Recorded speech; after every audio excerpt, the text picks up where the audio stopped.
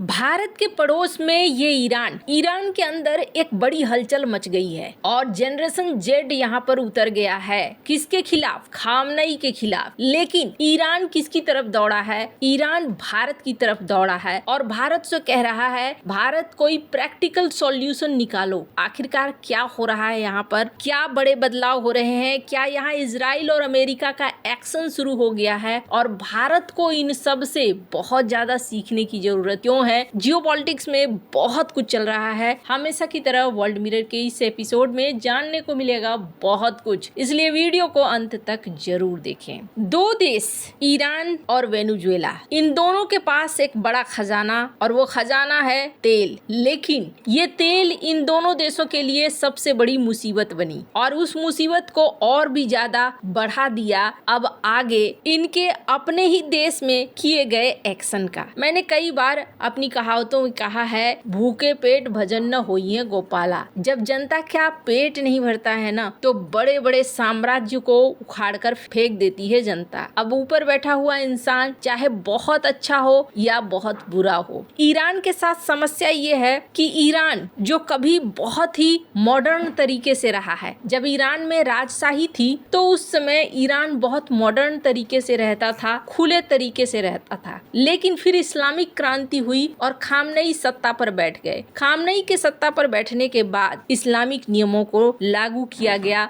बुर्का पहनना अनिवार्य किया गया। पिछले 2-3 सालों से ईरान के अंदर एक के बाद एक बवाल मचे। ईरान में महिलाएं उतरी, महिलाओं का दमन हुआ, उनके बाल वगैरह काटे गए, सजाएं दी गई, एक महिला की मौत भी हो गई, जिसके बाद भी बवाल मचा। 1-2 प्रोटेस्ट के बाद अब की जो प्रोटेस्ट है, ये प्रोटेस्ट अब खतरनाक रूप लेता जा रहा है। ईरान में बढ़ता हुआ ये प्रोटेस्ट अब ऐसा हो गया है कि सीधे जिसे कोई चुनौती नहीं दे सकता था उसे चुनौती अब दे रही है यहाँ की जनरेशन जेड। और वो शख्स कौन है? वो है खामनेई। खामनेई के खिलाफ लोग सड़कों पर उतरे हैं। सर्वोच्च नेता खामनेई के खिलाफ उतरे हैं, जिसे ज्यादातर माना जाता था कि आसान नहीं है। दक्षिणी शहर फासा में प्रदर्शनकारी बहुत तेजी से कई इमारतों में कथित तौर पर घुस रहे हैं। हालात यहाँ पर हर दिन के साथ भयानक होते जा रहे हैं और इसमें देखने को मिल रहा है कि अब हिंसा पर अब उतारू हो गए हैं। एक सैनिक समेत 3 लोगों की मौत हो गई है, वहीं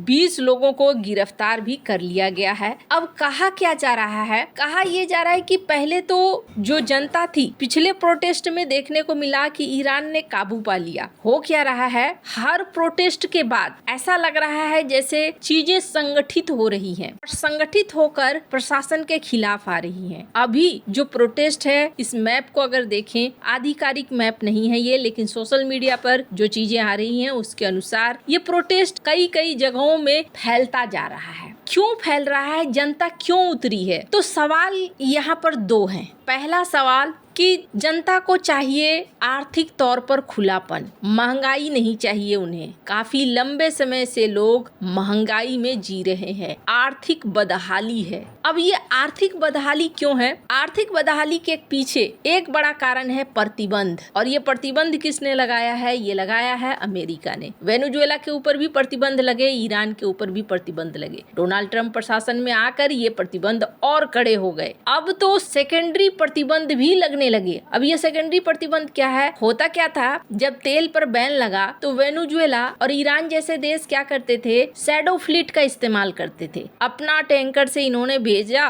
फिर बीच समंदर में किसी दूसरे टैंकर में ट्रांसफर हो गया तेल और उस टैंकर पर किसी और का झंडा लगा हुआ है। जीपीएस ऑफ करके वो टैंकर पहुंच रहा है। चाइना पहुंचना है तो चाइना और दूसरी जगह पहुंचना है तो दूसरी जगह। पहले इस पर ध्यान नहीं दिया जाता था, लेकिन अब ध्यान दिया जाता है। सेकेंडरी सेंशन भी लग गए। सेकेंडरी सेंशन के बाद दुनिया के देश डरने लगे कि इस तरीके के प्रतिबंध है अमेरिका के, अगर हमने भी व्यापार रखा तो फिर हम भी प्रतिबंध हो जाएंगे। इंश्योरेंस कंपनियां अपना हाथ पीछे खींचने लगी। अब समस्या ये हो गई है कि ईरान की करेंसी लगातार गिरती जा रही है। वेनेजुएला का भी यही हाल है। लोगों को बड़े बड़े नोटों को लेकर जाना पड़ता है छोटी सी चीज लाने के लिए। स्थिति ऐसी आ गई है। अब जनता को क्या चाहिए? ये जनता तो यही कहेगी ना कि शासन पर जो बैठा शख्स है वो हमारी आवश्यकताओं को पूरा नहीं कर पा रहा है, ये हमारे लिए ठीक नहीं है। अब जनता यही कह रही है कि यहाँ पर हमें पुराना राजा चाहिए,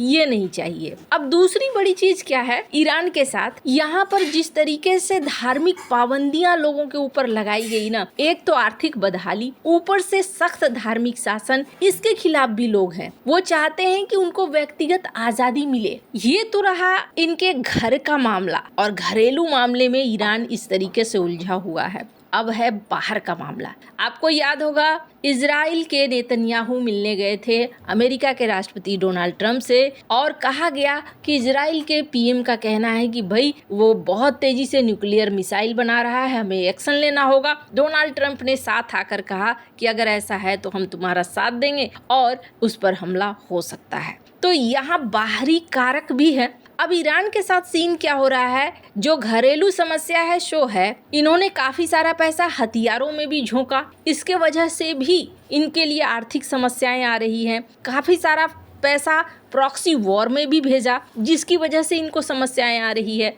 और अब माना जा रहा है कि ये जो लोग उतरे हैं ना, ये इस बार खामनई को तख्ता पलट कर सकते हैं। अब सवाल है भारत का। भारत के पड़ोस में ये खेल हो रहा है। भारत का एक और पड़ोसी हो सकता है निपटने को तैयार हो। भारत पर क्या असर पड़ेगा? भारत को लेकर ईरान के जो राजदूत हैं ये बड़े एक्टिव दिख रहे हैं।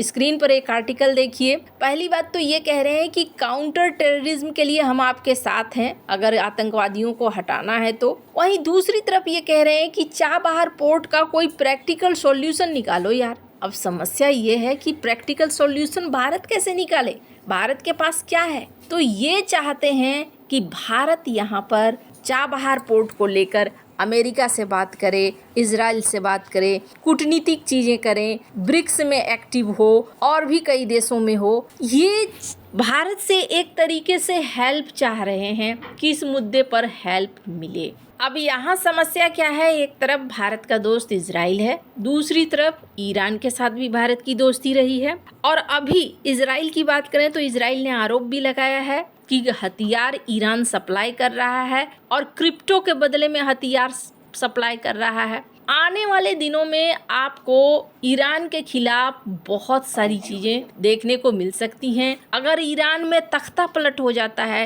तो कोई बहुत बड़ी बात नहीं होगी, लेकिन हाँ, अभी जो ये संगठित होकर प्रदर्शन चल रहा है, इस प्रदर्शन का अगला रूप देखना होगा। जनरेशन जेड का उतरना ये थोड़ा सा आजकल ट्रेंड बन रहा है। और दूसरी बड़ी बात, भारत के लिए भी एक सबक है।